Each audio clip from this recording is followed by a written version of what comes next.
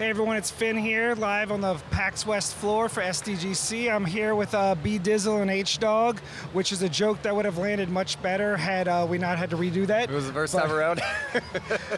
Brian and Hunter from Dread XP, the indie darlings of horror publishing. How are you doing, Brian? I'm doing all right. I have a voice this time. I'm not sick. PAX East, I got like 4 different illnesses, and I ended it with pink eye. So fantastic. Yeah, I didn't even know adults could get that anymore. Well, so let's find out how Hunter's doing. I'm doing good. Thank you. We appreciate it. So, Dread XP, you publish lots of games. We're not talking about the games today. I want to know, like, let people know why what you do is so vital. I'm going to use the word vital because it is. Yes. Well, I think there's a lot of smaller developers out there. So I'm a solo developer, that it's hard to be able to finish a project or get the support that you need, or like anything like QA, marketing, localization, all those sorts of things can be really hard for a developer to find on their own or afford. There's a whole lot of things, and so we can bring that to developers and help them. We're not out for any specific, like there's no one-size-fits-all package. We really believe in working with developers to get them exactly what they need, so that that's all they provide. They are able to reach success without being like saddled with a bunch of additional things that don't make any sense, right? Horror games are pretty good, so there should be more. Like when you were deciding to become a publisher, when did you make horror your focus? Like, was that always the plan from the start? Bit off for like 20 seconds because this matters. Yeah. Which is, Dread XP has always been a horror publisher because it spun off of a horror spin-off of a news website about horror movies and stuff. It was a horror subset. Yeah. So it has been horror-oriented since the start. Okay. That was not our decision. That was how it was founded. Yep. And it continues and will always be focused on horror and horror-adjacent things. But that's great. Like, especially in this industry and in the indie sphere, which keeps expanding, having a niche that you excel in and are known for is a pretty damn important thing. If you walk the floor, you'll see too, there is not a lot of representation for independent horror games here, which is unfortunate. Not this time around. That's right. There's only a few. There are a couple of great games actually out on the floor if you walk around, but proportionally speaking to how many games and fans there are for the genre, there's not enough here, honestly. You compare horror to cozy farming simulators, and it's going to be a...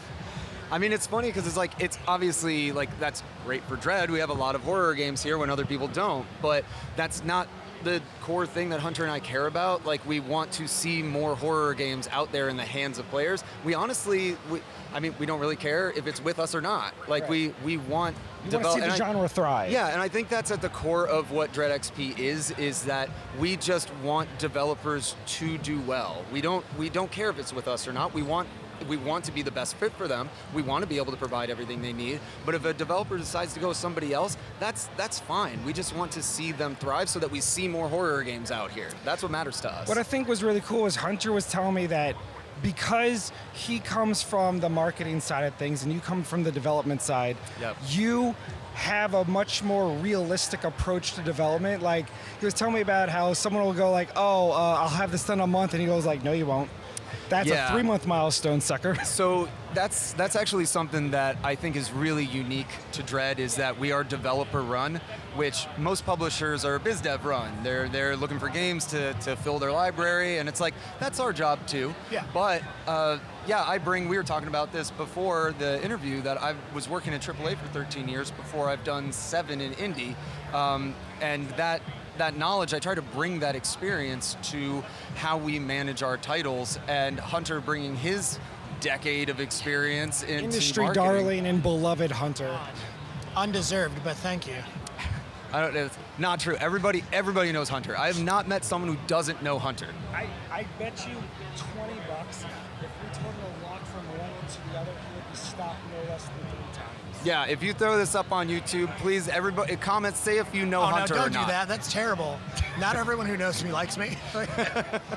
Hey, I didn't say they had to like you. That's it's fine. I said they had to stop you. Yeah. So how many games does Dread XP handle right now and then have total had in their library?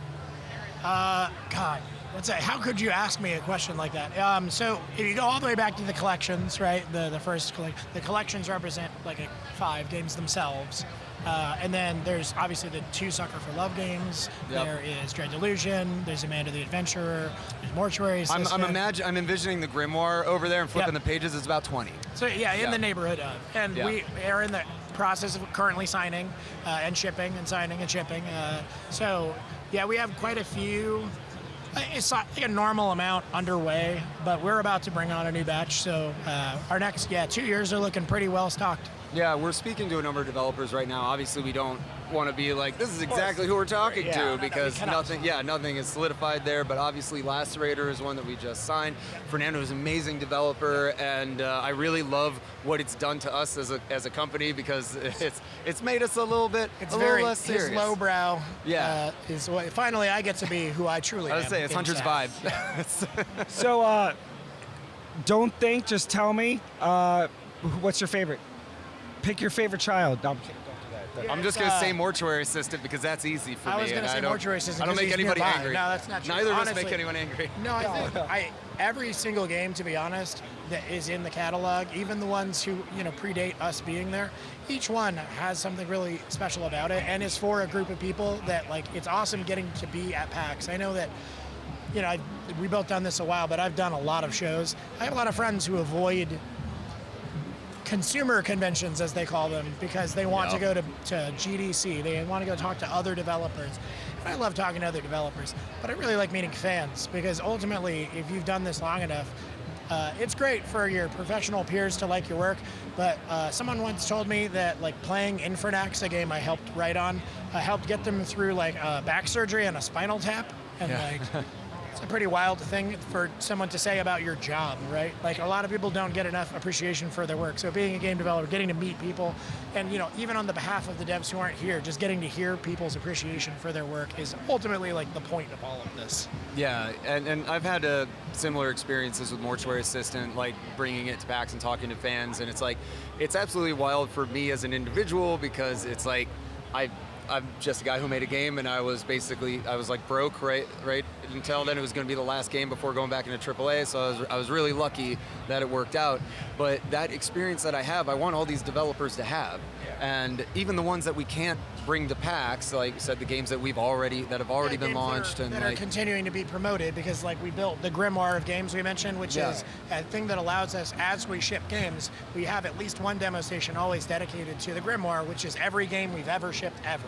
Nice. Because one of the conversations we had when we built the first booth, this version of our new setup at East, is I said, what feels really lame is that the minute you're not the critical darling or new game for your publisher anymore, you just disappear from the show floor. You're gone. Yeah. And someone happens to mention that yeah, man, I'm a really big fan of Wizards on Vans, and you're like, hey, I have That's exactly what I say for Hand of Doom. Specific, surprising news for you that we have Hand of Doom. Would you like to go play it, right? And that game's been out a while now, but I have seen people who didn't hear it, and it's incredibly for them, and having it here, just being able to point them at it is awesome. Yeah.